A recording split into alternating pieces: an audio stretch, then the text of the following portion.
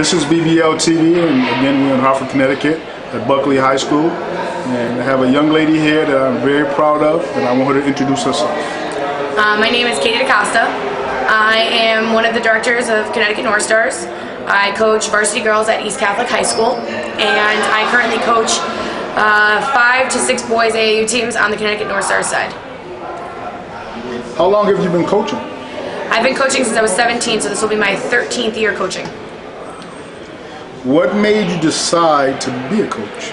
I was a point guard, and I guess I always knew as a young child that I wanted to learn the game, and I was that point guard that you would say is a coach on the court. So even when I was like 13, 14 years old, I would take plays from my coaches and I would draw them in the book and I would adjust to what I liked or didn't like. You know, because I didn't like standing around, and there were things that I liked that coaches did and didn't like, so I try to adjust them. And I have like this book still that I created when I was like from 13 all the way up till I was in college, till 22 years old. Okay. What are some of the obstacles and also successes that you've had as far as basketball and life goes? Some of the obstacles I definitely came across is I definitely was one of the first girls to do AAU basketball on the boys' end.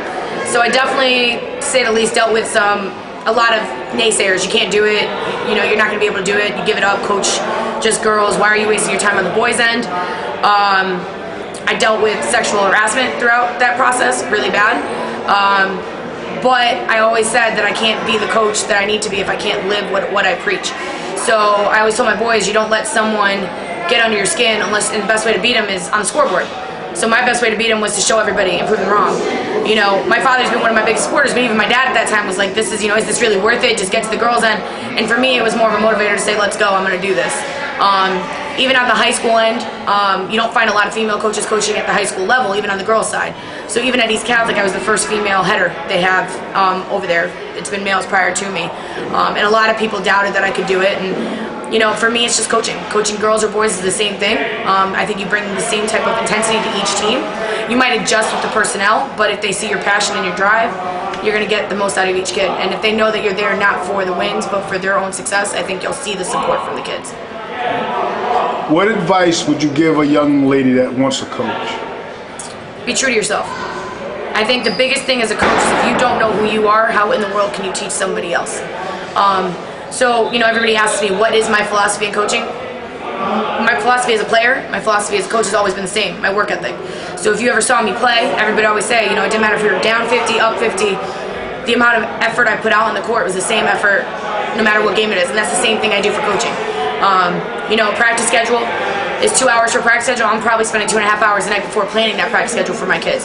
So no practice is the same. The kids are being challenged every step of the way, and they know what's coming or going. You know, they know coach is going to bring it. So I can't ask them to do it if I'm not going to do it myself. So I would say for any female that's looking to do it, know what you want, go after it, and no matter what obstacle comes in, if you're true to yourself, you're going to find yourself being able to look yourself in the mirror and continue to persevere. I not only noticed getting to know you that you not only do things with basketball, but you do community things too. Tell us a little bit about the community things you do. Thing is, for me, I am who I am today because of basketball. I've been very fortunate to be able to be a part of CYO, to be a part of the North Stars, to have been a part of the GHPA, playing in that when I was younger, you know, and playing in that stuff. I played in the Mayor Mike's League when that existed. I realized who I am, so I want to give back to the same people that made me what I am. So I want kids to have that opportunity. So I took over CYO 10 years ago because nobody else stepped up to do it. And I realized I don't want this to die. If nobody's going to do it, then these kids aren't going to have that outlet. And for me, sports doesn't always mean college in regards to basketball, but it means college in regards to school and education. And for a lot of these kids, it's just the support system of having that. So, you know, we try to do things where, like even the Evelyn's All-Star game that we were part of, I remember we got to do that back then, and they didn't have that here, so I want to make sure kids have those same opportunities. So I do things like that to try to make sure the kids are being involved and they're getting what they need. And, you know, for me, if a kid asks me to work them out, I'm going to work them out. I'm not doing this for money. I've never done it for money. It's done to help that child succeed and be a better person. And, you know, people have asked me, so I've worked with kids. I've been privileged. I've had some talented players, you know, and I usually go for the kids that are going to work as hard as I am. You know, they're not the kids, they're the underdogs. Nobody really wants to be with them. And then they're the kids that turn around and surprise everybody. And those kids are now playing college basketball. But that being said, people are saying, well, how did you feel about this kid getting up and leaving to go to this organization or whatever? I said I did what I know was right. And if you ask me if I'm going to do it again, I would have done it again.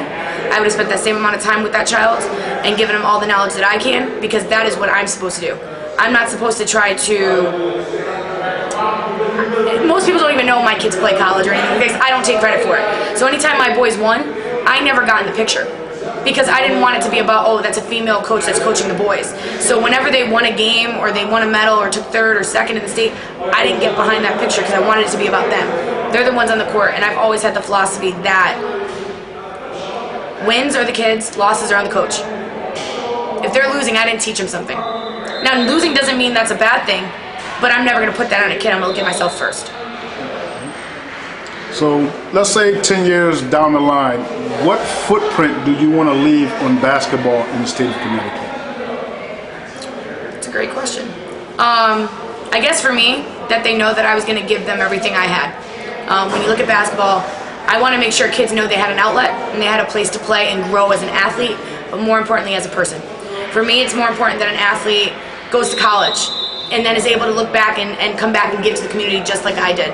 Because if we're able to do that and continue that, then we're going to always have something for these kids no matter where they are. I grew up in the city. I went to Buckley High School. I also went to East Catholic though prior to that. So I got the best of both worlds and I got to see both ends of it. And you know what? The biggest thing for me is to give back. And so I want to know that I've left that impression on my athletes and my athletes are doing the same thing back. The biggest thing for me is to know that my kids are doing okay, because then they can leave their mark on the world.